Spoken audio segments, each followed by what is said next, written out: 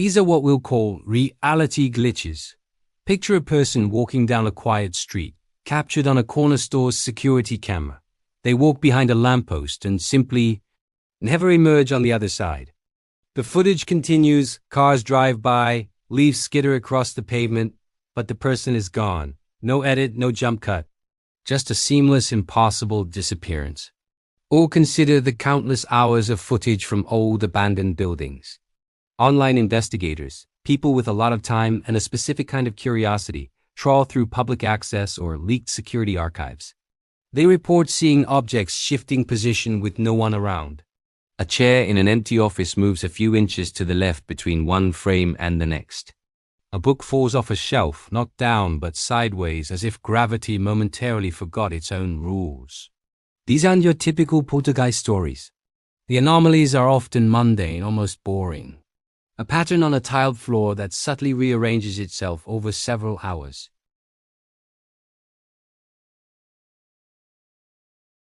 It's the subtle, almost imperceptible nature of these events that makes them so unnerving. They don't scream supernatural. They whisper error. The theory goes that our reality, much like a computer simulation, isn't perfect. It has bugs. In our day-to-day lives, our brains are incredibly good at filtering these out, smoothing over the inconsistencies to present us with a coherent, stable world. We are, in a sense, programmed to ignore the glitches.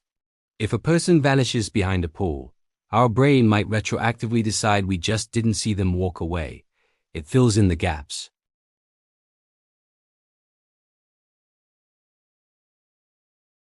It records exactly what it sees, no matter how illogical.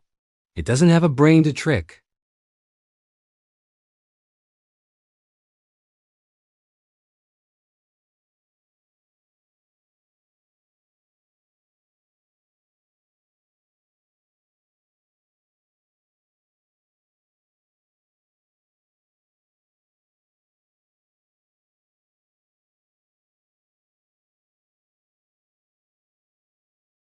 The footage showed a long, empty corridor filmed from a static, high-angle camera.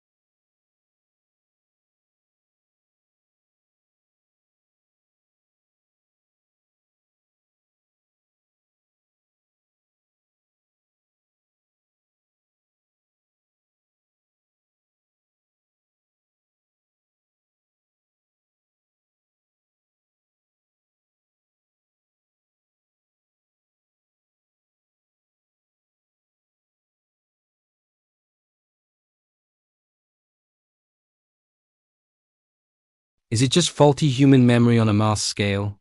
Or is it evidence of a retroactive patch to our shared reality? A bug fix that didn't quite take for everyone.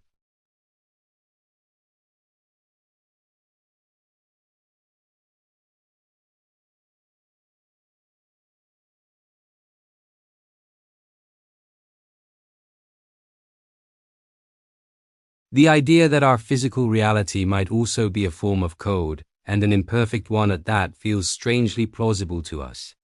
We've all seen a video game glitch out, with characters falling through the floor or objects getting stuck in walls.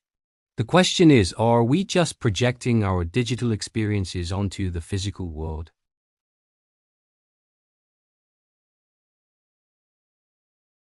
There are entire online communities dedicated to this hunt. They share tips on accessing obscure camera feeds, from traffic cams in remote towns to live streams from research stations in Antarctica. They compile evidence, debate authenticity, and build a collective narrative from these disjointed silent films. For them, it's not just about finding ghosts. It's about finding the ghosts in the machine being reality itself. They look for what they call NPC behavior, where people in the background of footage seem to be stuck in repetitive loops, walking back and forth on the same short path or performing the same gesture over and over. Again, there are logical explanations, people waiting for someone, pacing out of boredom. But in the context of the glitch theory, it becomes evidence of a simulation's background processes, the non-player characters of our world following their limited scripted paths. So are these glitches real?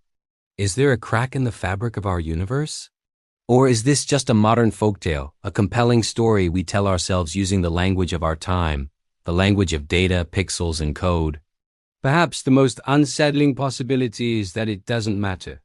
The fact that we can even conceive of this, that the line between a computer-generated world and our own has become so blurred, is a profound shift in human consciousness.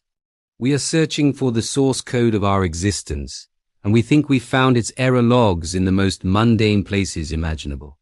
The next time you walk past a security camera perched high on a wall, coated in dust, give it a little wave.